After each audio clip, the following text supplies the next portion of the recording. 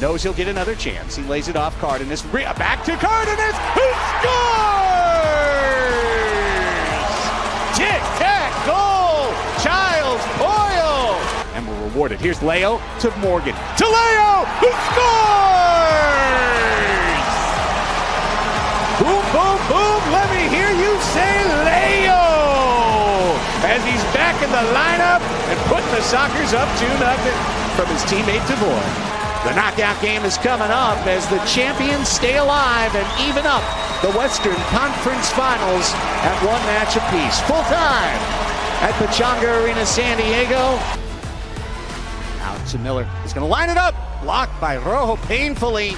Rojo down. He has to try and stagger back up. Ball still on a Chihuahua toe. Down to Popper. He'll shoot. He'll score! He scores! Carlos Popper Hernandez has put the Chihuahua Savage into the Ron Newman Cup Finals. Golden goal! And the Sockers' quest for a three-peat ends in agony. And for Chihuahua, elation. 1-0 in overtime. Oh, the drama in San Diego. It was off the charts. What's up, everybody? This is MASL Monday. I'm Alex Bastiavansky. You're listening on Sirius XM FC channel 157 and watching on MASL TV on YouTube and Twitch. Welcome, everyone, and welcome to my guest for the second week in a row, we didn't expect him to be here. We were supposed to have Tom Wynn of the Milwaukee Wave. There have been some technical difficulties. So if Tom, by chance, dials in, we're going to throw him into the mix here. Otherwise, it's my partner in crime, fellow Chrome Dome, Phil Levant. So producer Phil, what's going on, buddy? How was the weekend? Oh, my gosh. It was great. I mean, the games were great. We were drama everywhere in the league. I was supposed to be behind the cameras today and sort of plotting out what we were going to talk about. But you know what? Sometimes you just got to get thrown into the mixer, right? That's what they say in Jolly Old. You just get thrown into the mixer. See what happens. Yeah. And see, great weekend for me because we just got to throw in here my Maple Leafs overtime win against the Tampa Bay Lightning. Your Rangers, I have to say, letting the Devils back in, giving them a life, man. 2-1 in that series. Now it is going to be, of course, both teams playing tonight. This is our Stanley Cup talk. We can Phil and I can talk hockey all day as well. But it's an arena of a different kind. Of course, we've got to talk about our arena soccer today. And man, drama in San Diego. Not so much drama in the East, which we'll get to in a little bit with Milwaukee and Baltimore. But we got to start in the West because the Western Conference Final between the San Diego Sockers, the first seed, two-time defending champions, going for the three-peat, taking on Chihuahua, the second seed in the West. Mm-hmm. And the team that most people, Phil, I think it's fair to say, we thought that if there was a team that was going to knock off the Sockers or could knock off the Sockers, and I think this includes the East for a lot of people, but we thought it might be Chihuahua. They had the best chance. I mean, I've been on the show before, though. I've been on the show before sort of downplaying their chances of beating the Sockers. I always thought it could have been Empire, right? And Empire obviously didn't make it for the myriad of reasons we've all talked about already, and we've seen sort of the changes that has happened in California. But I know I'll be you were and everyone we've had on this show said that, okay, if somebody was going to knock off the Sockers, it was going to be this Chihuahua team, a team that, like, I've only been in the league for 2 years, right? Sort of, and they started off just, with a losing streaks, but they've just gotten better and better and better and better and better. We saw it last year because they so let's quickly recap for everyone who's listening and watching. Isn't paying attention. We should. Okay. Of course, it's a best of 3 series. Game 1 goes in Chihuahua. Now, we all said going into this, in order for the Savage to have a chance to win this, they had to win this home game. Chihuahua, which we'll talk about a bit more a little later on, but as we know, it's probably the most intimidating atmosphere in the MASL. The crowd's right on top of you. They had to win that home game. You did not want to go back to San Diego, facing the 2-time defending champs, down 1-0. They did what they had to do in game one, taking what a game it was too, Phil, 6-5. Incredible. Yeah, and watching that game, they sort of they kind of put their heels on San Diego early, right? They were up 3-2 at half, and up 5-3 after 3. So they sort of outpaced San Diego. San Diego's kind of struggled to kind of keep up with Chihuahua that game, right? Boris Pardo stood on his head, made save after save after save, but it was not the statement game that San Diego had the first time around when they went down to Mexico and really were like, we're the best team in the West, right? Yeah. Chihuahua comes out, they score the first 3 goals of the game before Craig Childs and Floyd Morgan score.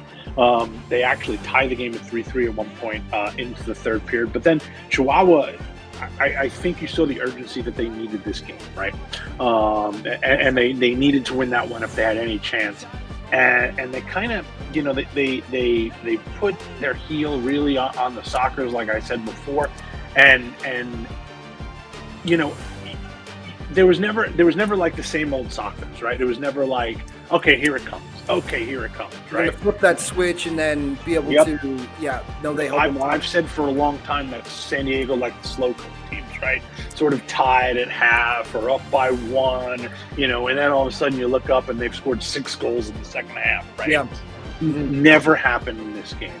The star of the game for me on the San Diego side was Boris Pardo. The star of the game for me on the other side, it was Roberto Escalante for Chihuahua. But we both sort of talked about it, right? They needed to win this one, and they took care of business.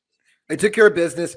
And, of course, a lesson to every team, of course, and head coaches tell players in every sport, no matter how young or old they are, when they first start out playing, you never, ever stop until the final whistle goes, or the buzzer goes. We saw that in this game. Down to the final seconds, it looked like Chihuahua was going to clear the ball out. San Diego pressing, trying to score, trying to make it a 6-6 game and send it to overtime. Dying seconds, literally, I think it was with 2 seconds left. Yeah. We thought they were going to clear it, and a great chance. San Diego gets it on goal. Keeper makes a fantastic stop, but you play till the final buzzer because Chihuahua almost got burned there in those last seconds without being able to clear the ball. The crowd's going nuts. They think the game is won. Big save at the very end, though, and that enabled Chihuahua to pick up that all-important first win in that game. 2,500 strong, sold out at Corner Sport Arena. That crowd did everything. It was loud. It was real loud. Everything we thought that crowd was going to be, they were, and then some, Phil. We've had Boris on the show this year, and he said his favorite arena to play in was the Corner Sport Arena because everybody was on top of him. And it's a lovely relationship, right? Because it's also the most intimidating environment. Yeah, I would imagine we saw it in Utica too with that Milwaukee series. Like to play in these sorts of crowds, like whether you're on the team that they're cheering for or against, it brings you up, right? Yeah. And it sort of gives you that extra energy.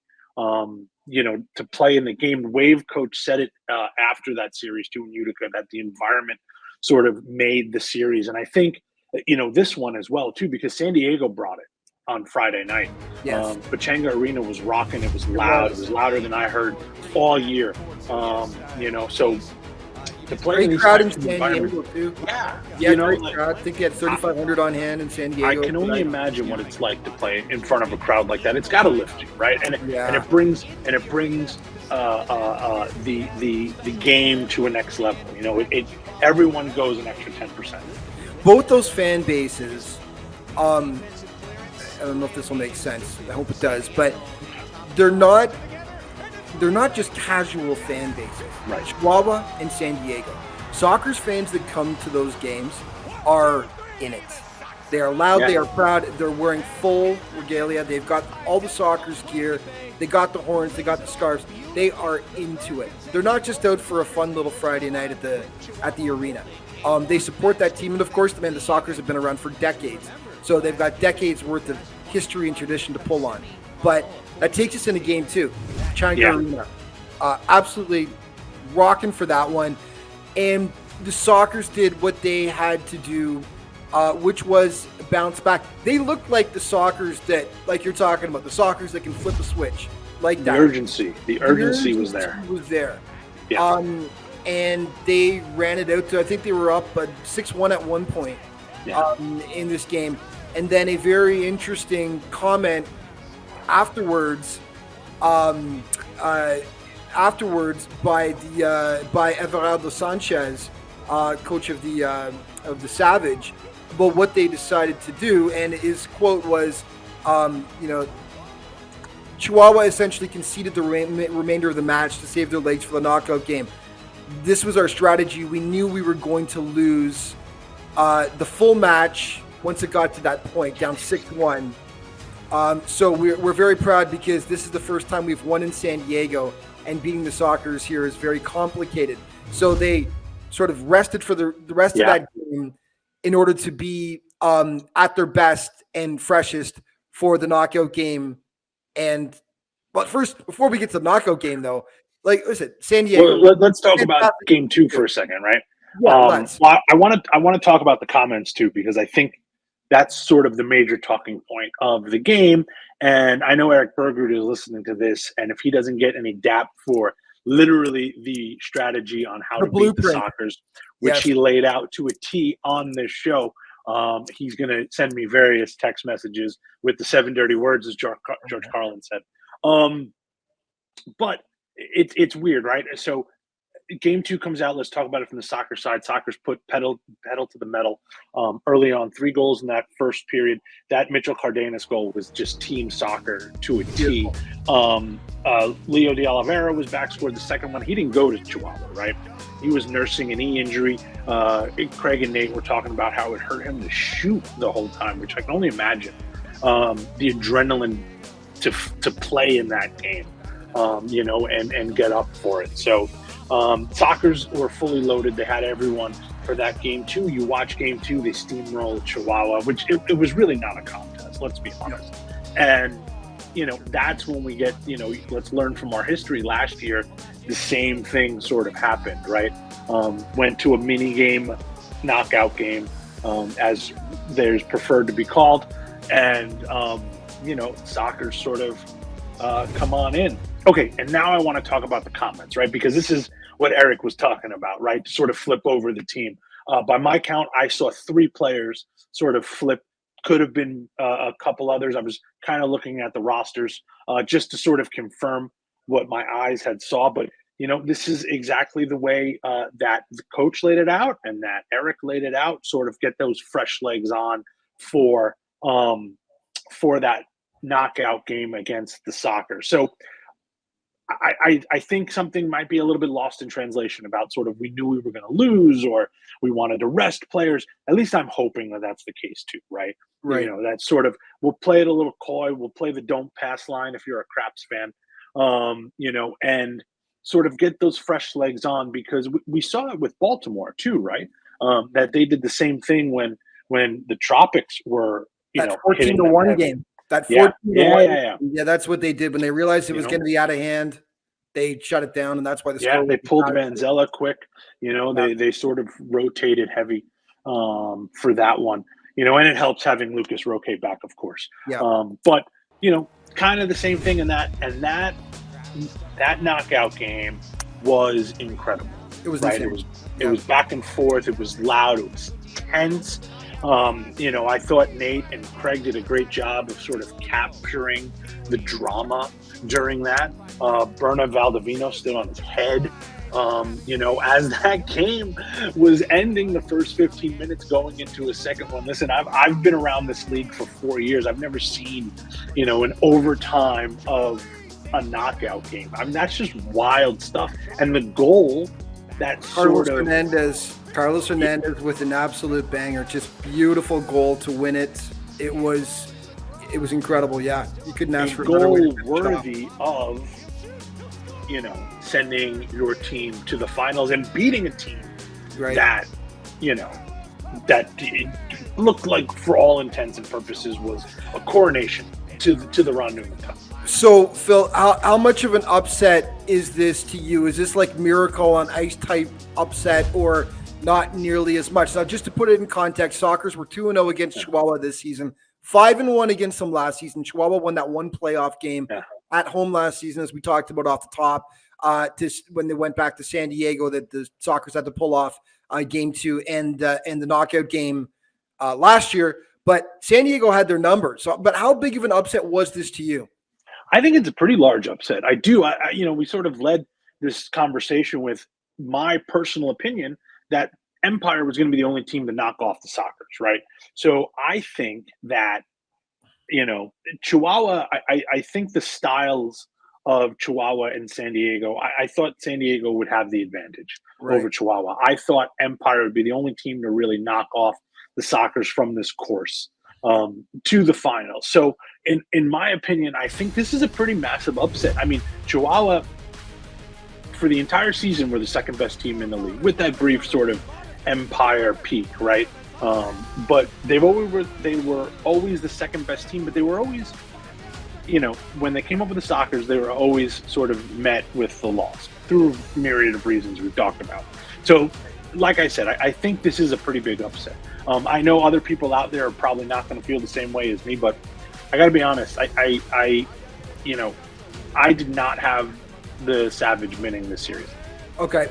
And I just want to say really quickly as well, Chihuahua winning this series without Edgar Gonzalez, who has not played since the Monterey series. So huge accomplishment for them. They advanced to the final. Okay, so let's head on to the East now and take a look at what happened. For everyone, you, of course, are listening to MASL Monday on Sirius XMFC channel 157 every Monday at 10 p.m. Eastern, 7 p.m. Pacific, and, of course, watching on MASL TV on YouTube and on Twitch. The Eastern Conference Final, Phil.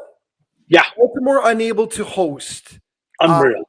Because they had no availability at SAQ Arena, which was a fortress for them all season long. I believe 3 total games they lost on their home floor. We thought that was going to be play a huge part of this series. They could not host, which meant that Milwaukee was going to host all the games. There was one regular season meeting between the two teams. It was in SAQ, and Baltimore waxed Milwaukee. Waxed them. So to head over and have 2 games in Milwaukee as opposed to your arena, I mean, the advantage was probably a 50-50 coin toss, right, heading into the series. Now you would think that the advantage severely tilts towards Milwaukee, but Baltimore game 1, 5-4. Yeah. It was a great game. Back and forth. Jamie Thomas with the overtime winner. Yeah. But you would think that going into this series, it was so many things were tilted in Milwaukee's favor. Yeah. Of course, Baltimore's one of their big advantages of playing at SAQ is it is by far the smallest field floor in the league. But they go to the regular dimensions of Milwaukee, and they're the road warriors.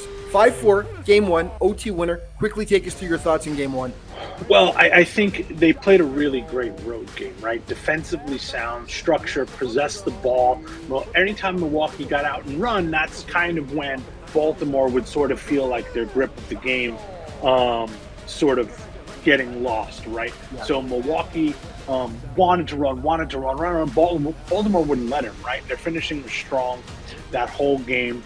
Both goaltenders came to play. I'll say that too for game 1, but I'd like to consider it wasn't a perfect road game, right? And they were a little fortunate, right? Jamie Thomas sort of slithered past the defenseman for that game winner, but a really strong game 1 for the Blast.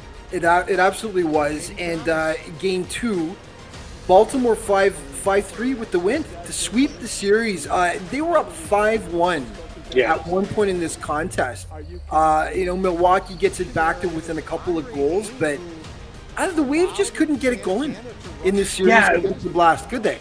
It was weird. We talked about the urgency with San Diego, kind of the opposite effect, I think, from Milwaukee, right? They really just couldn't get it into gear. Maybe a matchup problem, maybe Baltimore causing them problems that they really, really couldn't handle. Maybe the pressure of sort of being that first seed and hosting those games at home. But, let's give all the credit to the Blast, right? They played 2 really strong road games and saw themselves go to the finals. An interesting thing to point out as well in this one, Phil, if I would have told you before this series, first of all, that Baltimore would sweep in Milwaukee on the road, but Lucas Roque held pointless in this series. If I would have said that Lucas Roque will be held pointless in this series, but Baltimore is going to sweep the Milwaukee Wave on the road, would you have told me I was crazy? Yeah, of course. I mean, that's why, like, it's hard to predict this league. It really is sometimes, right? Because we saw it on the other side too, right? Ian Bennett didn't really get it going for the Wave either. We saw a whole lot of the depth pieces kind of shine through in this series, which, credit to both teams, right? They're just sort of, they don't rebuild, they reload, right? And all of these pieces that come out of nowhere. Well, nowhere to us. To them, I'm sure they're around forever, Milwaukee will be back with a vengeance next season, no question about it. But Baltimore advances. So here we go, folks. The Ron Newman Cup kicks off Thursday night. Game 1, 10 p.m. Eastern. Game 2, Friday, 10 p.m. Eastern. Both games can be heard on Sirius XM FC channel 157. You can also watch the game live on Twitch on the MASL's channel. It's a fascinating matchup, Phil. We've got about 7 minutes left in the show here, but just off the top, your thoughts about this finals and what it's going to bring, this championship series. Well, so my initial thought right away is that Corner Sport Arena has always been the great equalizer for teams, right? Small, compact, everything you talked about already, right? But they're playing the Baltimore Blast, who also play in a small, compact arena. So really, the great nullifier there, the two teams were very familiar with each other, very familiar with playing in these tight quarters. So initially off the bat, that's where every indoor soccer fan brain goes, right? Is, field size. But you know what? It's not going to have a factor in this one, right? There's going to be 2 games in Chihuahua. The crowd is going to be there. They're going to be amped for it. This is actually a rematch of last year's playoff series, 4 versus 5 series that went to a knockout game. You and I were watching the highlights before of last year's stuff. So Baltimore's familiar with the field. They've got new pieces this year that they didn't have last year. But, initially I see it, the field is the first thing. The second thing I see is a total clash of styles, right? We have Baltimore who want to control the ball, defensive structure, defensive shape. And we have Chihuahua who want to run, gun, chaos, shoot from everywhere, score from everywhere. It's going to be a really fascinating matchups of 2 teams that, are a little bit like oil and water. Yep, and last season it was Chihuahua that prevailed 2-1. Baltimore won the first game at home. Chihuahua won both games on their home turf. Of course, all the games will be played in Chihuahua this time due to unavailability at CQ Arena. But it's going to be fascinating. Maybe give us a couple of keys for Baltimore to pull this out, and then let's do a couple for Chihuahua. Sure. So for Baltimore to win this one, they're going to have to get the lead early, right? They're going to have to try to take that crowd out of it. That's an obvious one. I'm not really telling you anything you don't know. But also, Baltimore like to keep that defensive shape. They don't want to run. They don't want to run and gun with the Savage regardless, no matter who. No. Every time Baltimore has sort of lost a game, go to the box score, you can see they're down 2 early. They're down 3 at half, something like that, where they have to force the pace, right? They're going to have to do something they're not comfortable doing. It's like an NFL team who like to slam the ball at the line of scrimmage, right? Now all of a sudden they're down 21, they're going to have to air it out, and they have that quarterback who's not used to airing it out. That's the Blast here, right? Yeah. For Chihuahua, so anyway, for Baltimore to win, the games have to be tight, right? The games have to be controlled. The games have to be low scoring. Chihuahua's going to do the exact opposite. They're going to run and gun, right? I think they have to get some of their pieces healthy too, going into this one. Puentes, we've seen a knee brace on him. And as you said, Eddie Gonzalez was out, now injury report showcases their depth, though. I mean, the fact that they were to pull that off against San Diego, that victory, without him, second leading scorer in the team during the regular season, says something. But you're right, so I was going to say for the Blast, Roque You can't go scoreless in this series. Roque has got to step up, as he has all season long. I mean, he was in the running for MVP. He was a top 3 finalist. So we know Roque can get it done. The other part is Vanzela. William Vanzela really has got to be as good as he was, of course, finalist for goalkeeper of the year. Those are the 2 guys that are going to have to be at the top of their game. That's the one place where if you do the tail of the tape, the old classic sport tail of the tape, right? That's the one spot I can see Baltimore having an advantage over Chihuahua is in the goalkeeper position, right? So if Vanzela is healthy, I mean, he's going to play regardless, right? But if he's healthy, and if he stands on his head, you can see Baltimore lift the Ron Newman Cup. Yep. And for Chihuahua, what are you thinking? Well, like I said, they're going to run, right? They're going to try to be lifted by that crowd, and I think they're just going to try to make this as pacey and chaotic as possible. They're going to shoot from everywhere, right? They're going to have to try to make sure that they score first and distance themselves. Their top guns are going to have to come to play, right? Because, they're all Baltimore knows who the main men are, right? We know the guys that they're going to play through. And who are going to try to control the pace, your Escalantes, your Puenteses of the world. Berna's going to have to step up, right? Like I said, right? He's going to have to make a couple saves.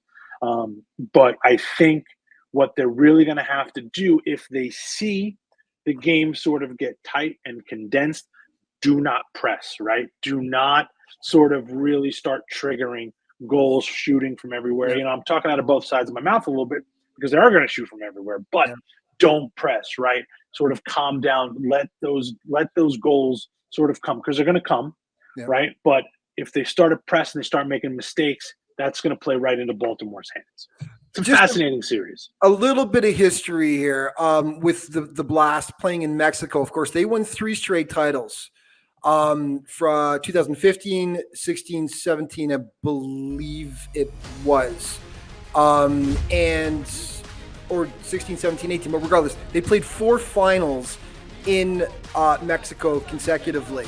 They lost in Monterrey, then they won 2 against Sonora, and then the next one they won in Monterrey. So they're very familiar. Now, of course, it's been 5 years, so most of the pieces have changed, but as a franchise, historically, they have been able to weather the storm in Mexico. So Make no mistake about it. Youth is not served in Baltimore, right? Yes. The kids are not all right in Baltimore, right? This is an experienced team. They will not fret going down to Mexico. No, it's going to be fascinating to watch. I'm pumped about this, and it's cool. I mean, San Diego has just been an absolute powerhouse, but it's cool to see 2 different teams in there this year. A lot of us thought we were headed towards a San Diego-Milwaukee final. It's different this year, which is great. We're out of time, buddy. It's great for the league. It's great for the league. It's great for the league, but our apologies to Tom Wynn. Unfortunately, it didn't work out today. We will have him on again in the future due to the technical difficulties. But our thanks to Phil Levanco for filling in, buddy. No pun intended there. But thanks so much for joining. Good to see you again. Thanks to everyone for watching. A reminder, the series kicks off Thursday night, 10 p.m. Eastern. Friday night, 10 p.m. Eastern. All games will be on, as I turn off my alarm here. All games will be broadcast on Sirius XM FC channel 157 and live on Twitch as well. Thank you so much for tuning in, everyone. We'll see you next week for MASL Monday. What a great match for the MASL. I was going to say, great advert for the league, and just what a sensational series. 3 games in all. Just brilliant theater. Ultimately, Chihuahua prevail and head to the final. Incredible, solid, tactical management by Everardo Sanchez, Chable Martinez, Luis Jaime Borrego in a consultant's role, however it was. Final score is going to be Baltimore Blast 5, the Milwaukee Wave 3. Congrats to the Blast and their organization. Great job by them to come in here in Milwaukee and have to win the series playing on the road. Tip your cap to the Baltimore Blast. We've seen it many, many times before. And for those that think that it was just going to be a walkover for Chihuahua, right? We'll see. We'll see. We've seen the Blast go against the Mexican teams 3 times in a row they won. They've lost once to Monterey as well. So I think they'll go in and into Chihuahua and put it there and put a good effort forward.